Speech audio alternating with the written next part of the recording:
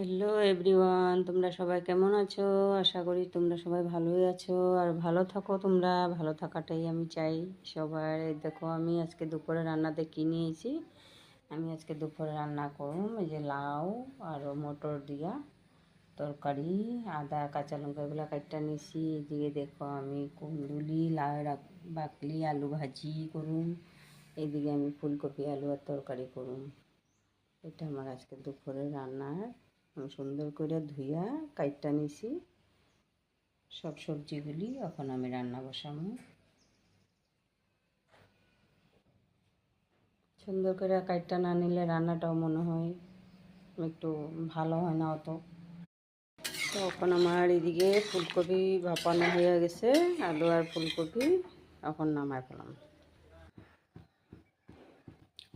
ভাজা হয়ে গেল আমার ফুলকপি আলু এগুলো।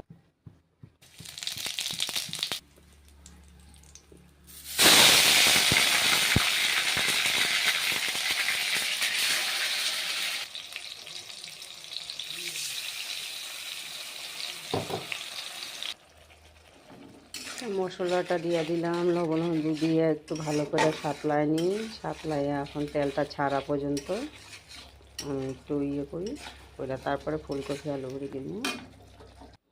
এদিকে আমি রান্নাটা করতে করতে আপেল কয়েকটা কাটতে রাখছিলাম, এটা একটু খাই আনি। এদিকে আমি এখন মটর তরকারিটা বসামো, দিয়ে দিলাম গোটা জিরা, কুচি করে রাখা আদাগুলো। এই তরকারিটা আমি অ্যাকচুয়ালি বড়ি থাকলে বেশি ভালো হয়। আমার কাছে বড়ি নাই এখন। আর মসুর ডালটা তো আমি এখন খাই না কার্তিক মাসে, সেটার লেগে বড়ি ছাড়াই রান্না করে নিয়ে যাবে। মুগ ডাল দিয়েও রান্না করা যায়, মুগ ডাল দিই নাই। সেইভাবে রান্না করলে মুগটা খাইয়া সবাই মোটামুটি ভালো পায়। নেনা ততও ভালো পায়, নেনাও একটু খাইবে। নেনা তো আবার শাকসবজি খায় না, শাকসবজি খেতে অনেক ভালো খারাপ পায়। লাউ তরকারিতে একটু চিনি না দিলে ভালো লাগে না, চিনি দিয়ে দিলে মানে সেটা কুচি করে রাখা ধন্যবাদ। আমার লাউ তরকারি হয়ে গেছে রান্না। তা তোমরাও কি খাও এইভাবে লাউ তরকারি রান্না করে? আমি যখন থেকে নিরামিষ খাওয়া শুরু করছিলাম তখন থেকে আমি লাউটা এইভাবে রান্না করে খাই।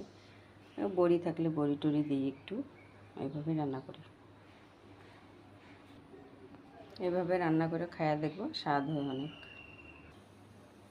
এদিকে আমার লাউয়ের বাকলি আর আলু ভাজিও হয়ে গেল, রান্না কমপ্লিট।